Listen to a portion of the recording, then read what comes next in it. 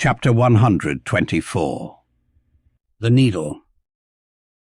Next morning the not yet subsided sea rolled in long, slow billows of mighty bulk, and striving in the Pequod's gurgling track, pushed her on like giants' palms outspread. The strong, unstaggering breeze abounded so that sky and air seemed vast, outbellying sails.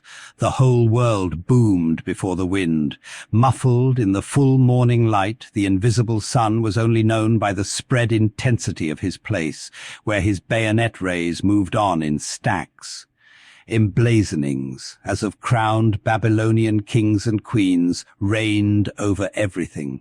The sea was as a crucible of molten gold that bubblingly leaps with light and heat.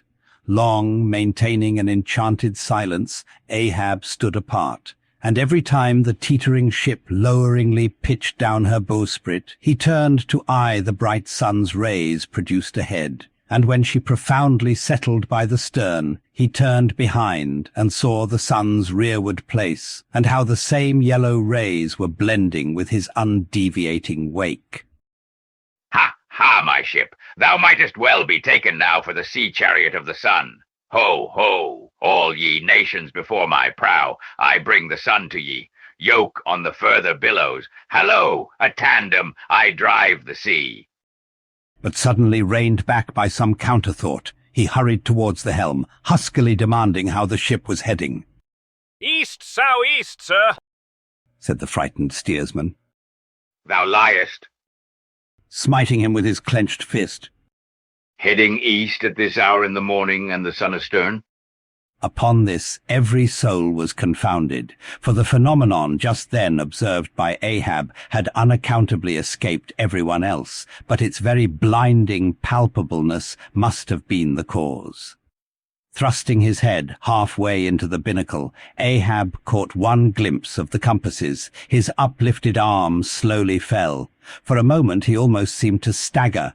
Standing behind him, Starbuck looked, and lo, the two compasses pointed east, and the Pequod was as infallibly going west. But ere the first wild alarm could get out abroad among the crew, the old man with a rigid laugh exclaimed, I have it. It has happened before, Mr. Starbuck. Last night's thunder turned our compasses, that's all. Thou hast before now heard of such a thing, I take it. Aye, but never before has it happened to me, sir, said the pale mate gloomily. Here it must needs be said that accidents like this have in more than one case occurred to ships in violent storms. The magnetic energy, as developed in the mariner's needle, is, as all know, essentially one with the electricity beheld in heaven. Hence it is not to be much marvelled at that such things should be. In instances where the lightning has actually struck the vessel so as to smite down some of the spars and rigging, the effect upon the needle has at times been still more fatal, all its lodestone virtue being annihilated, so that the before magnetic steel was of no more use than an old wife's knitting needle. But in either case the needle never again, of itself, recovers the original virtue thus marred or lost. And if the binnacle compasses be affected, the same fate reaches all the others that may be in the ship, even were the lowermost one inserted into the kelson. Deliberately standing before the binnacle and eyeing the transpointed compasses, the old man, with the sharp of his extended hand, now took the precise bearing of the sun, and satisfied that the needles were exactly inverted, shouted out his orders for the ship's course to be changed accordingly. The yards were braced hard up, and once more the Pequod thrust her undaunted bows into the opposing wind, for the supposed fair one had only been juggling her. Meanwhile, whatever were his own secret thoughts, Starbuck said nothing, but quietly he issued all requisite orders, while Stubb and Flask, who in some small degree seemed then to be sharing his feelings, likewise unmurmuringly acquiesced. As for the men, though some of them lowly rumbled, their fear of Ahab was greater than their fear of fate. But as ever before, the pagan harpooneers remained almost wholly unimpressed, or if impressed, it was only with a certain magnetism shot into their congenial hearts from inflexible Ahab's. For a space the old man walked the deck in rolling reveries, but chancing to slip with his ivory heel, he saw the crushed copper sight tubes of the quadrant he had the day before dashed to the deck. Thou poor, proud heaven-gazer and sun's pilot, yesterday I wrecked thee, and today the compasses would fain have wrecked me. So. But Ahab is lord over the level lodestone yet. Mr. Starbuck, a lance without the pole, a top-maul, and the smallest of the sailmaker's needles. Quick! Accessory, perhaps, to the impulse dictating the thing he was now about to do, were certain prudential motives, whose object might have been to revive the spirits of his crew by a stroke of his subtile skill, in a matter so wondrous as that of the inverted compasses.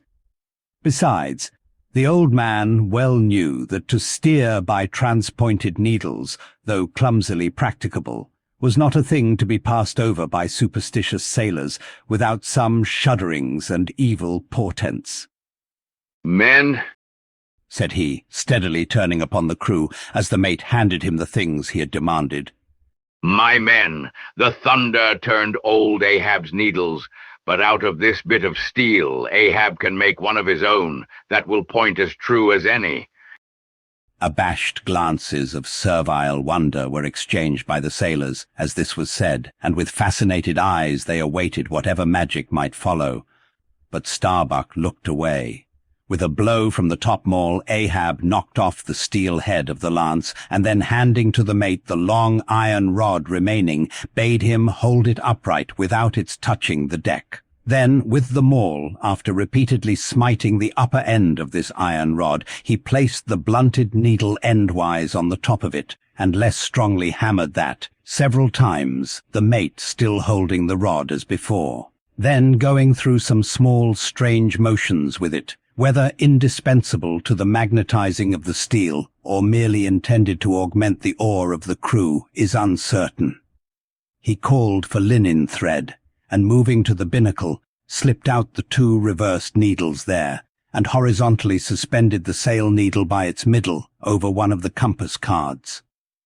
At first the steel went round and round, quivering and vibrating at either end, but at last it settled to its place, when Ahab, who had been intently watching for this result, stepped frankly back from the binnacle, and pointing his stretched arm towards it, exclaimed, Look ye for yourselves if Ahab be not lord of the level lodestone. The sun is east, and that compass swears it.